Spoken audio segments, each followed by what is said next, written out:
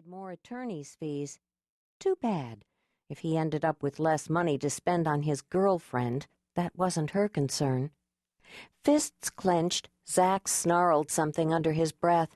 Probably just as well she couldn't hear it, Rosie decided, proud of her own display of self-control.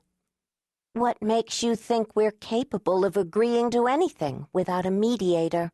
she asked sarcastically. "Fine," Zach muttered, with a pout reminiscent of their 9-year-old son. Staring at him now, Rosie had trouble believing she'd ever loved Zachary Cox. Not only was he smug and argumentative and self-righteous, he had no idea what it meant to be a husband and father. Granted, Zach was a handsome man. Not only that, his appearance proclaimed his success as a businessman, a professional. Although in her opinion, anyone with half a brain would instantly peg him for an accountant, he had that narrowed look about his dark eyes, as if he spent too many hours a day squinting at columns of tiny numbers. Despite that, he was appealing to the eye, with his broad shoulders, which nicely set off his expensive suit, and thick, dark hair. At one time he'd been an athlete, and even now he routinely jogged and kept in shape. Rosie had loved the firmness of his muscles as she stroked his back during lovemaking.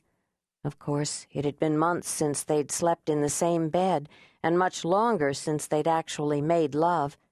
Rosie didn't even remember the last time. Had she known, she might have appreciated it more, lingered a moment longer at her husband's side, savored the feel of his arms around her. One thing was certain.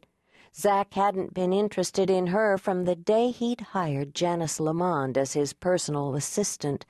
The thought of him entwined with Janice nearly suffocated Rosie, and she forcefully shoved the image from her mind.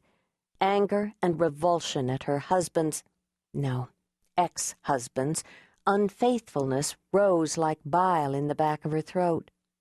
Zach's raised voice caught her attention. Apparently he'd agreed to have their attorneys negotiate this added complication to their divorce decree.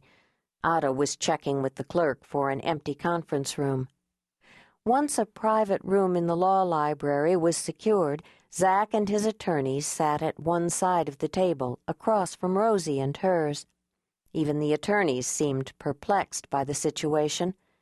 "I can't say I've ever heard of such a decree before," Sharon said, starting the conversation. "Me neither," Otto frowned. "This is one for the books." "Fine," Zach said in a curt voice. "It's unusual, but we're both adults. We can figure this out.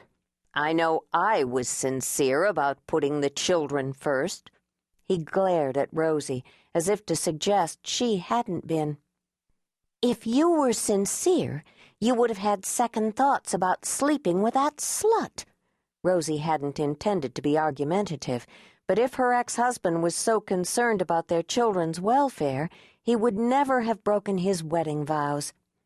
"I refuse to dignify that remark by responding to it," Zach said through gritted teeth. "Besides, if you were home more, instead of volunteering for every cause known to mankind, every cause except your children, you'd—" "Well, I refuse to allow you to blame me for what you've done." Her volunteer efforts were Zach's big complaint. He had his wish. She'd had to resign from every position she held and seek paid employment. She hoped he was happy. For the first time since their children were born, Rosie wasn't a stay-at-home mom.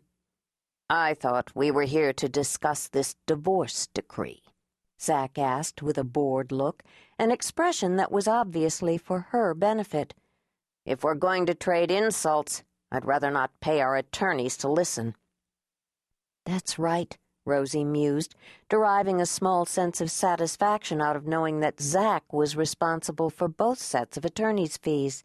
He was the one with the high-paying job. She was currently taking summer classes to update her teaching certificate. Classes Zach was paying for. That was another notch in her belt, another concession granted in their divorce settlement. Her application was in with the South Kitsap School District, and considering all her connections, she shouldn't have any difficulty getting hired as a